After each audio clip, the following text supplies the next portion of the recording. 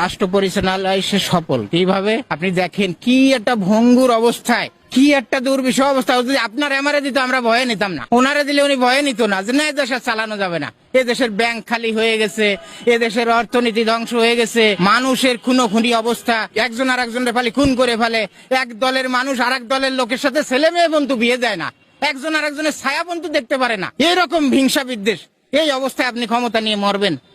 সেই মানুষটা তার আন্তর্জাতিক যে অবস্থান, তার এটা দরকার নাই, এর শেষে বহু উপরে অবস্থান করে। সেটা কি একই রকম শুনবেন? একটা উদাহরণ শোনেন।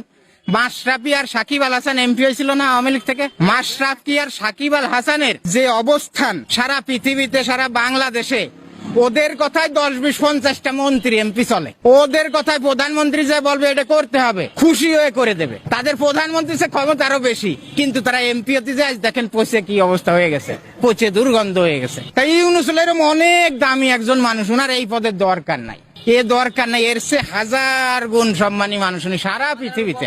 আওয়ামী লীগের ভুল ছিল কোথায়? ওই লোকটার সাথে বিরোধ না করে, শত্রুত্ব না করে, আজকে যদি ওনারে প্রেসিডেন্ট বানায়, হাসিনা বলতে যান আপনি বিদেশ যান, অমুক দেশে যান, অনুদান নিয়ে আসেন, বিশ্ব ব্যাংকে যান, এ দেশের জন্য এ দেশে লন্ডন বানাই দেন। খালি হিংসা বিদ্বেষ করে আজ তার এই পরিণতি। এই লোকটার সাথে যারা এইভাবে করবে, যারা তার এইভাবে অপমানিত করবে, যারা তারে কাজে লাগাতে পারবে না, তাদেরও এরকম পৌঁছতে হবে। হাসিনার কথা বলছিলেন, আওয়ামী লীগ কি এই দেশে রাজনীতি করার কোনো অধিকার রাখে? আওয়ামী লীগ যা করছে গত 15 বছর আসলে রাখে না, কিন্তু এখন করতে হবে কি, ভালো হোক মন্দ হোক তাদের বড় একটা সাপোর্ট আছে, এখনো আছে।